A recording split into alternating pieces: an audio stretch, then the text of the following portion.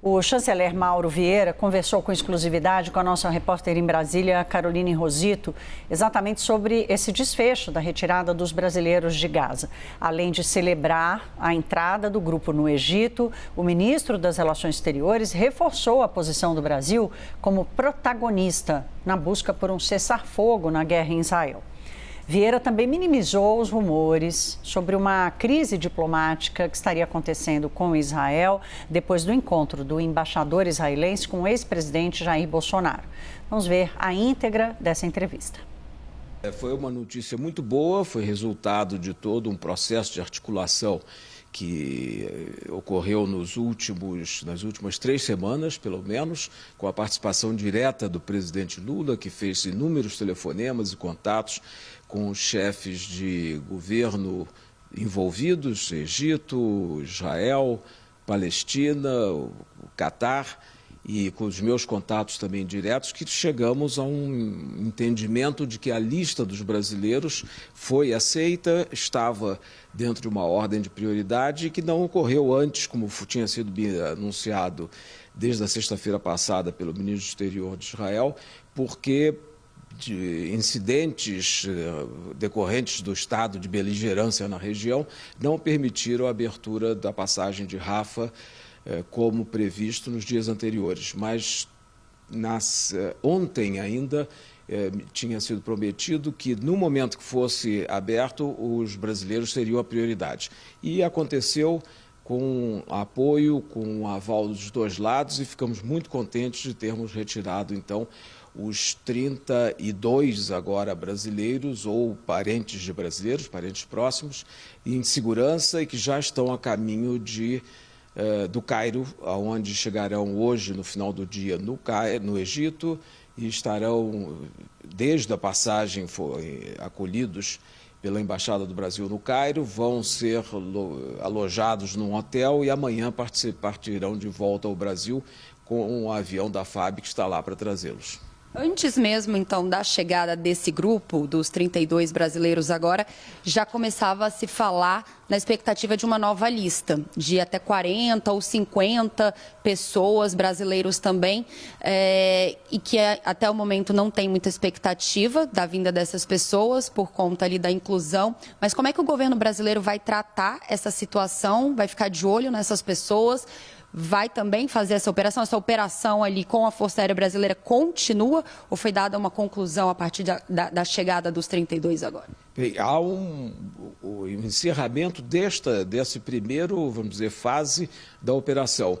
Nós trouxemos de Israel 1.200 ou 1.300 brasileiros, depois houve um voo da Cisjordânia também, e esse, que é o 10º voo da operação para repatriar os brasileiros, encerra os que estavam nas listas oficiais conhecidas.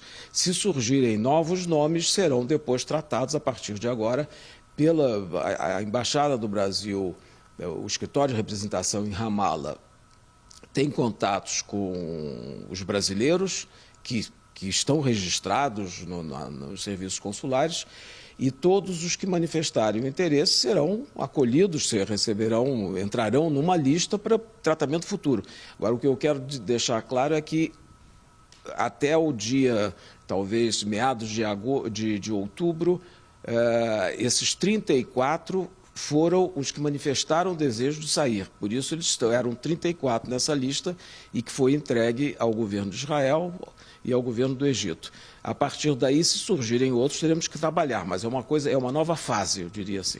Mas o senhor acredita que uma vez que já houve essa passagem, então, dos primeiros 30, ou enfim, do primeiro grupo, fica mais fácil negociar em relação a uma segunda lista, a um segundo grupo, ou não necessariamente é uma nova negociação, uma nova discussão, negociação diplomática, política, tudo envolvido ali nesse mesmo bolo, digamos assim? Não é questão de ser mais fácil ou mais difícil, é de existir um número de brasileiros que manifestem desejo de vir e que possam ser incluídos, possam ser elaborada uma lista e novamente entregue aos dois lados para ser examinado e ser processado. Isso vai depender da localização dessas pessoas, do contato, da necessidade e da disposição de partirem. Hoje o governo já sabe quem são essas pessoas? Já está buscando, já está recebendo essas informações ou ainda essa lista está em aberto, assim, não sabe nem o número? Não existe uma lista, quer dizer, a embaixada tem contato com a comunidade brasileira ou parentes próximos de brasileiros e que vão, à medida da necessidade, contactando, pedindo ajuda, manifestando desejo de voltar. Então, por enquanto, nós estamos ouvindo e vamos receber as informações, processá-las e ver o que é possível fazer. Ministro, desde o início do conflito, o presidente Lula sempre deixou muito claro que a prioridade seria a repatriação, para a proteção, enfim, dos brasileiros, das pessoas que tinham a vontade de voltar. O senhor está dizendo que, basicamente, essa primeira fase foi concluída com sucesso. Agora, como que fica, então, a posição do Brasil em relação ao conflito que continua? Não tem muita expectativa também de fim do conflito, não por agora. Como é que o Brasil vai atuar diante da guerra em si? Da mesma forma que atuou até agora. Nós condenamos os atos terroristas que iniciaram o conflito, mas também defendemos uma solução humanitária e, sobretudo, também o respeito ao direito internacional, ao direito humanitário internacional, de forma que os direitos dos civis sejam respeitados e protegidos. O senhor falou na coletiva sobre o Conselho de Segurança da ONU, né, que o presidente vai voltar a dar essa atenção. Exatamente especificamente o que vai voltar a ser falado no Conselho, ou os pedidos, ou as ações que podem ser feitas a partir de agora? O presidente vai continuar a dar a atenção que ele sempre deu à participação do Brasil no Conselho de Segurança. E o que nós vamos continuar a fazer é, enquanto estivermos no Conselho de Segurança, nosso mandato termina no dia 31 de dezembro deste ano.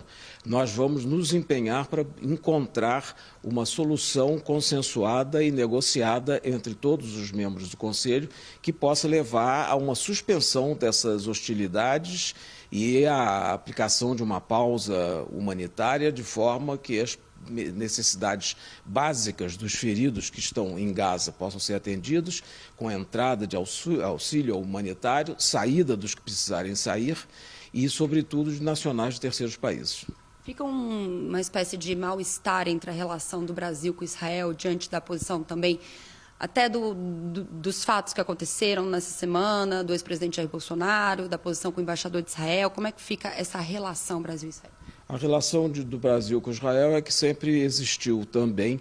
O que há de concreto e oficial foram os contatos feitos pelo presidente Lula e por mim. Tudo além disso é desinformação. Ele não é diplomata à toa, né?